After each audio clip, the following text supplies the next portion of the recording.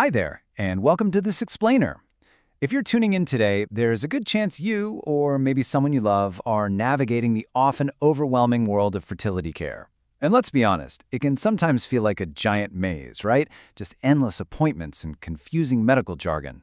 But today, we're going to slow things right down. We're going to focus on one very specific, incredibly helpful tool in this process, the post-ejaculation urinalysis.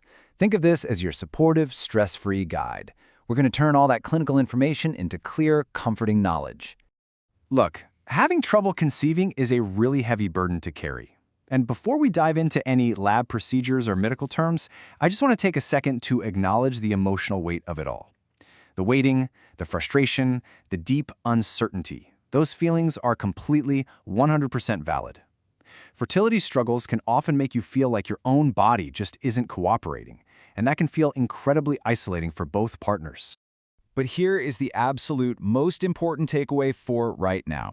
You are not alone on this journey. Seriously, countless couples are facing these exact same hurdles every single day. Navigating male infertility might feel totally daunting, but the clinical investigations we're looking at today, they are just tools. They're basically stepping stones designed to give your healthcare team the exact answers they need to help you achieve your dream of a family. So let's dive right in and look at one of those specific hurdles.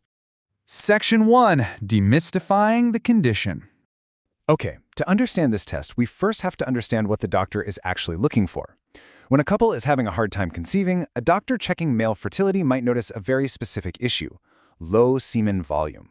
Now, a common culprit for this is something called retrograde ejaculation. I know, it sounds like an intimidating medical term, but it's actually a super simple mechanical concept.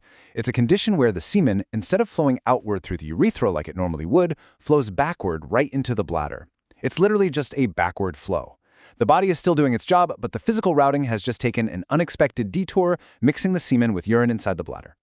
When you compare the two side by side, the mechanics make total sense. You've got normal ejaculation, which flows outward, contrasted with retrograde ejaculation, which is redirected backward. This perfectly explains why a patient's semen volume might show up as surprisingly low during a standard fertility check. The volume isn't magically missing, it literally just went the wrong way. Now, if you're facing this, please take a deep breath and be reassured the body is still producing sperm completely normally. This condition absolutely does not mean your body has stopped creating what it needs to conceive. Because of that little backward detour, the semen just mixes with your urine and it's safely ejected later as waste when you go to the bathroom. So it's perfectly safe, but yeah, it obviously creates a physical barrier to natural conception. Section 2.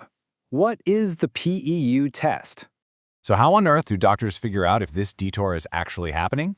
Well, that brings us to the PEU, which stands for post-ejaculation urinalysis. If a standard analysis shows low sperm concentration or low volume, your doctor is probably going to suggest this. And it is a wonderfully simple analysis.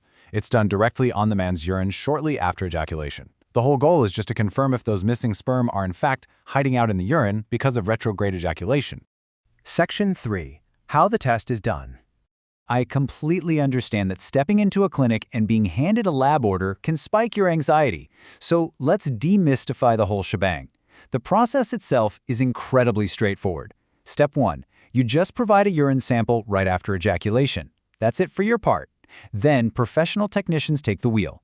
For Step 2, they run a physical analysis of the sample. Step 3 is a microscopic cell assessment. And finally, Step 4, they do a chemical stick analysis to evaluate its chemical makeup.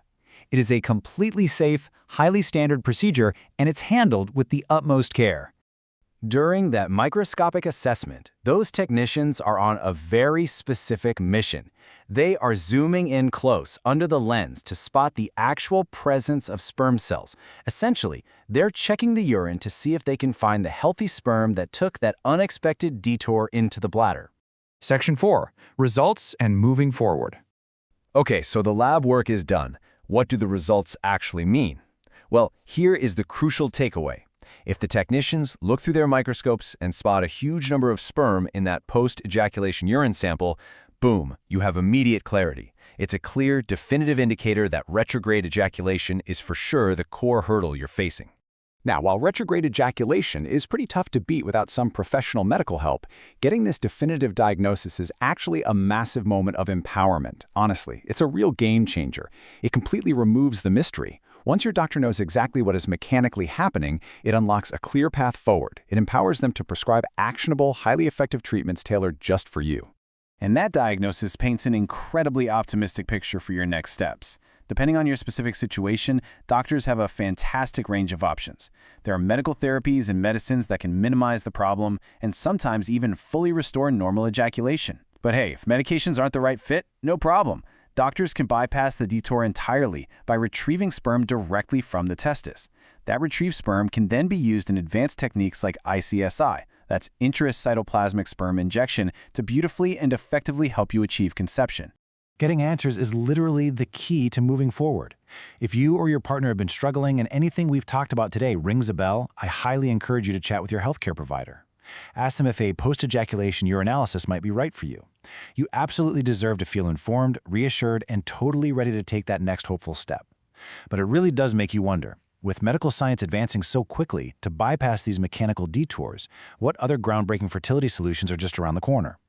Thank you so much for joining me for this explainer, and I wish you all the very best on the path ahead.